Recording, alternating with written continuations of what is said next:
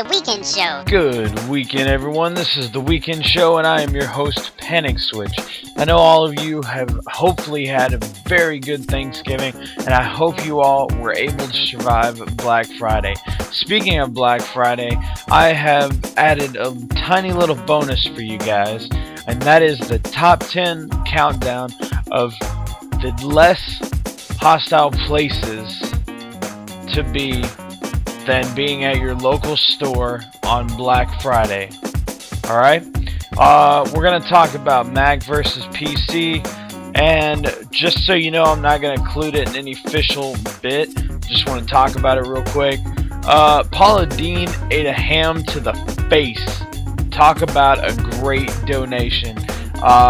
You're not able to really see the video on YouTube, but it's the most hilarious thing if you can get your hands on it. I mean, it just wallops you right in the face.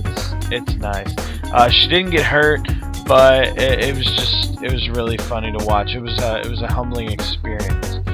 All right, well, we got a great show for you. Stick around.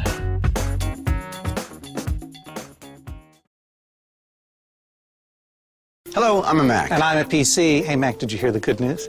Windows 7 is out, and it's not going to have any of the problems my last operating system had. Trust me. I feel like I've heard this before, PC. What? Windows Vista's here, and it's not going to have any of the problems that Windows XP had. It's not going to have any of the problems that Windows ME had. It's not going to have any of the problems that Windows 98 had. It's not going to have any of the problems Windows 95 had. It's not going to have any of the problems Windows 2 had. Trust me. This time it's going to be different. Trust me. Is anyone else here getting fed up with the whole I'm a Mac and I'm a PC thing? I mean, it was worth a few chuckles when it first came out, but now it's really starting to get on my nerves, and it's really starting to show that advertisements nowadays have a real issue. Since when do advertisements need to cut down their competition just to sell a product? Are things really becoming that desperate? The same format of advertisement has been flooding the media for far too long, and Apple isn't the only company to do it, and Microsoft isn't exactly innocent either. I won't be caught saying at all that Microsoft hasn't ever aired such a commercial, because they did, but they did reportedly regret it. But still, the commercials that they have where they compare, they have someone go in and decide whether they want to get a PC or a Mac, those aren't slanderous, because they show just one cold hard truth, and that is PCs are cheaper than Mac. But do Mac commercials do that? No. They hit on every single weakness that Microsoft has ever had with their operating system, and you know, it's just getting to the point where it's really ridiculous. And regardless, they slander Microsoft's name just to try and sell their proprietary operating system. But the real kicker is the fact that Microsoft has even been developing software for the Mac, such as Microsoft Office, for years now. And they are reportedly they're friends as far as companies can go. But Apple will still slander them no matter what. Good job, Apple. That's the way it's supposed to be. But also, as I was saying, they're not the only ones to do it. Verizon's been running another set of annoying ads for the past while about their 3G coverage over AT&T.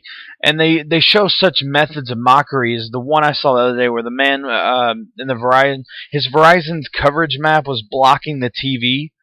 And then he got up, and then the man with the AT&T's coverage map wasn't. They're like, oh, you know, it's not blocking our view.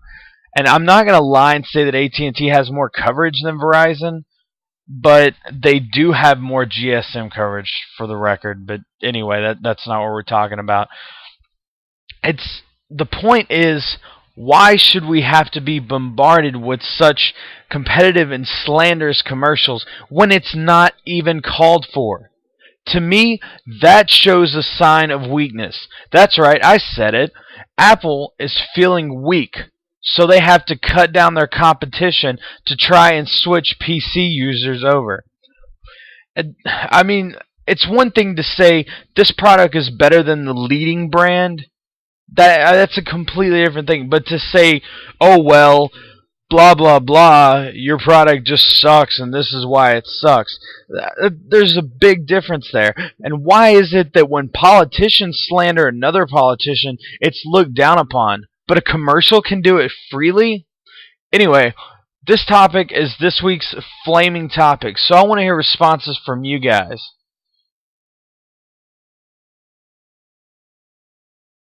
Despite rumors, the Midnight Riders have made it out alive, and we know this because they have made a YouTube channel of themselves.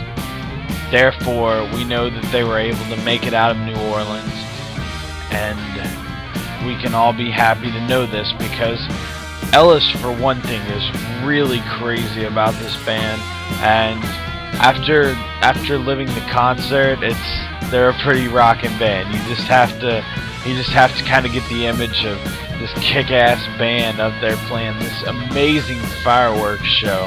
I mean, the fireworks are so high you could probably catch on fire. I mean, I would not joke about this. It is absolutely amazing. You have to see the Midnight Riders in concert whenever they come back to your area.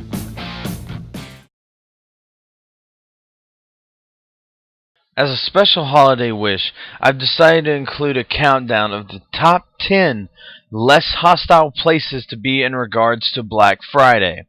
And everyone knows that Black Friday is when you go to the store at like 3 o'clock in the morning and you rush in the door, etc., etc. If you don't know that, you probably shouldn't have a computer. So anyway, number 10, here we go.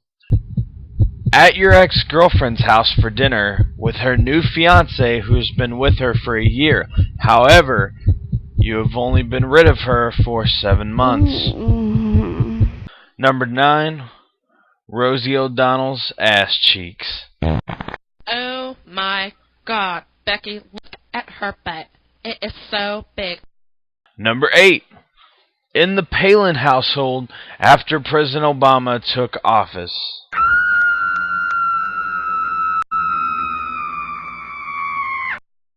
Number 7, being a guest on the David Letterman Show. Enema time! For everybody!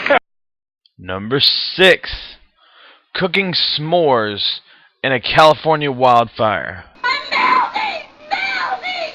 Oh, what a world! What a world! Number 5, underneath a car jacked up on an ice-over downhill slope. Number 4, Bill Clinton's pants zipper.